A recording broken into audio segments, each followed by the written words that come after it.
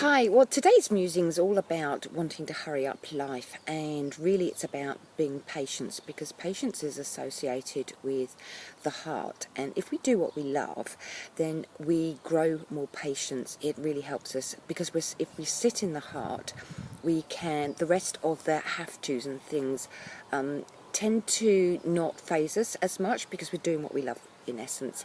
Now I was reminded of this because I went to a special celebratory screening of the Last Ocean documentary last night in Madakana, which was held by Peter Young, who is the film director of, and it was extra special because David Ainley, who's the ecologist who plays a really big part in the film, and Peter Wilson, who is a trustee of the Last Ocean, and Tracy Rowe, who is Peter Young's partner, and she's amazing at keeping everything going.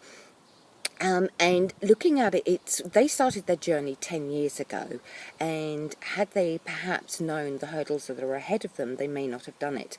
But because all of them were really passionate about what they were doing, it was the driving force.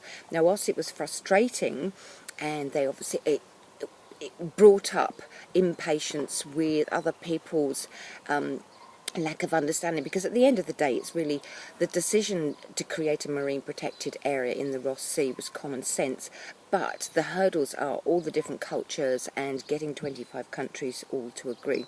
And it's amazing. It did take time, but the beauty of the film is the fact that it touched the hearts of the general public, because these kind of things tend to we don't get to hear about them because they're involved with all the scientists and things like that.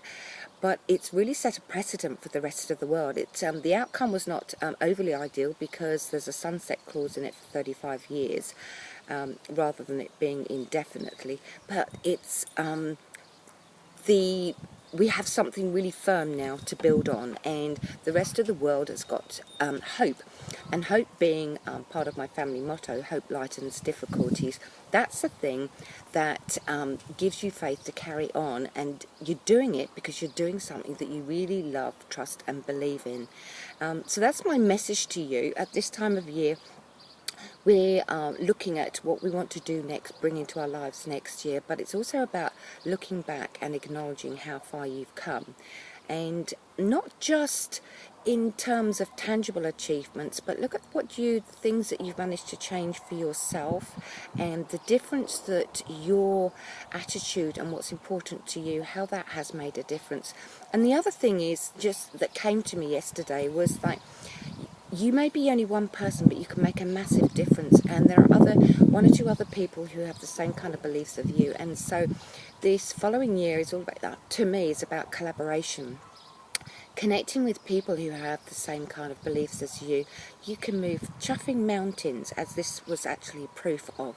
So you don't feel despondent that you can make the difference, because you can. But to begin with, it may only seem small, but they're like my balls. They snowball and they gather momentum, and you will gather a tribe behind you doing who will see your message and hear your message. So have faith, hold hope in your heart, have patience, and you can achieve anything you want to. Thank you for your time today.